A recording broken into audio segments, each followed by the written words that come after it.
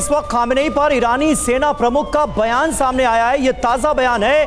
Khamenei ने शहीद होने की इच्छा जताई थी, ये कहा गया है। मरने से पहले शहीद होने की बात कही थी आयतुल्लाह खामनेई ने, ये ईरान की तरफ से बताया गया है। ईरानी सेना प्रमुख ने ये ताजा बयान दिया है जिसमें उन्होंने कहा है कि खामनेई ने शहीद होने की इच्छा जताई थी।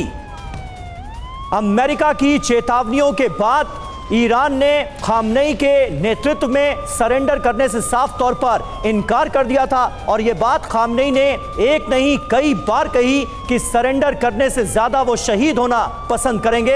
अब ईरान में आर्मी चीफ की तरफ से ये जिक्र किया गया है, बताया गया है कि खामनेई ने अपनी मौत से पहले भी शहीद होने की बात कही थी।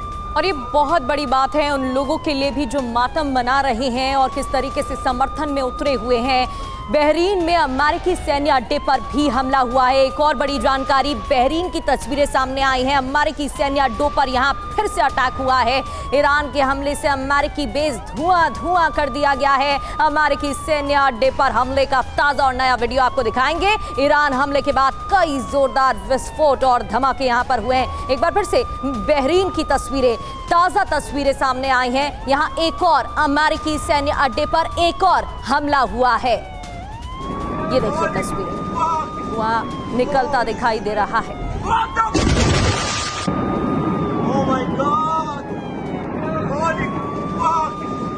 Holy shit! What the? Oh my God! Holy fuck! Holy shit! What the?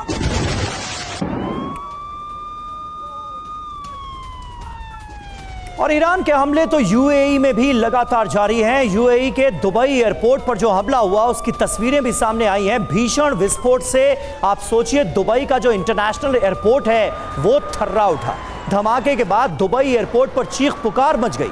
IRGC ने कहा दुश्मनों को भस्म कर देंगे। दुबई एयरपोर्ट के एक बड़े इलाके की तस्वीरें इस वक्त आपके सामने हैं।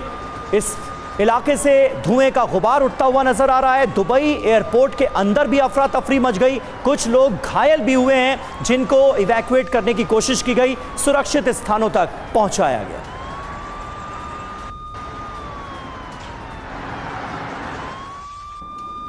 और दुबई से भी ऐसी तस्वीरें सामने आई हैं। दुबई में ईरान का विध्वंसक अटैक जारी है। दुबई में हमले के बाद भीषण तबाही का मंजर देखने को मिला।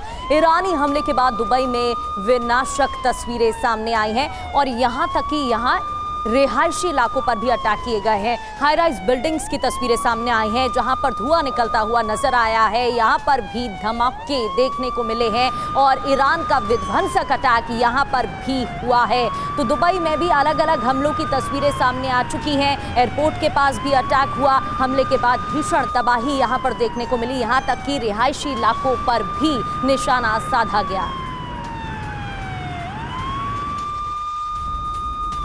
और इस बीच अहम खबर है, ईरान के नए नेता के चुनाव से जुड़ी खबर है। देश चलाने के लिए 3 लोगों की कमेटी बनाई गई है। इस कमेटी में राष्ट्रपति मसूद पेजेश्कियान और चीफ जस्टिस को भी रखा गया है। इसके अलावा गार्डियन काउंसिल के एक सदस्य भी इस कमेटी में शामिल होंगे। ये अहम जानकारी सामने आ रही है, बड़ी जानकारी सामने आ रही है क्योंकि अब ईरान में सुप्रीम लीडर खामनेई के जाने के बाद कौन सा वो नेता होगा जो कि ईरान की कमान संभालेगा, ये एक बहुत बड़ा सवाल बन चुका है। और फिलहाल 3 लोगों को इसकी जिम्मेदारी दी गई है जिसमें राष्ट्रपति, चीफ जस्टिस और गार्डियन काउंसिल के एक सदस्य को शामिल किया गया है।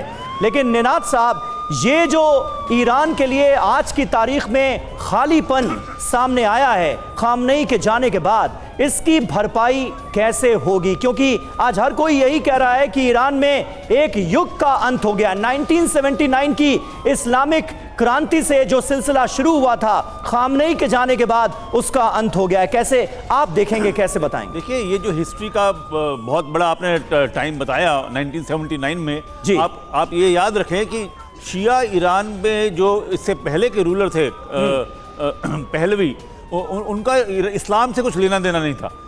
उनको मॉडर्नाइज करना था ईरान को, उनको ईरान को अमीर बनाना था, पर वो सिर्फ उन्हीं को बनाते थे जो उनके लीडरशिप के दोस्त थे। और इसीलिए ये एक तरह बड़ा रिवॉल्यूशन हुआ। हम ये ना भूलें कि अगर ईरान अपना खुद के लोगों के लिए, अपने खुद के देश के लिए काम करता तो दुनिया के 5 या 7 सबसे अमीर देशों में से होता। ईरान के पास वर्ल्ड का 4था नंबर का ऑयल है, पर उन्होंने प्रॉक्सी वॉर शुरू किए, उन्होंने लेबनान में घुसे, वो इराक में घुसे, कुर्दिस्तान में घुसे, सऊदी अरब से हर जगह लड़ने लगे, अपने खुद के देश को इग्नोर किया। जब तक प्रॉक्सी वॉर चला तब तक चला, जब आमने सामने की लड़ाई हुई ईरान पस्त हो गया। अब आपने कहा कि ये जो नई रजीम आई है वो क्या इस इतने बड़े वैक्यूम को फिल कर पाएगी? मुझको लगता है कि इतना मुश्किल भी नहीं होगा, क्योंकि ये लोग कई परतों में काम करते हैं। शिया revolutionary party, Islamic revolutionary guard ready हैं, पर उनके पास उस तरह की कैपेबिलिटी अब नहीं होगी कि वो अपने आप को बचाएं या और जगहों पे इंटरवेंशन करें।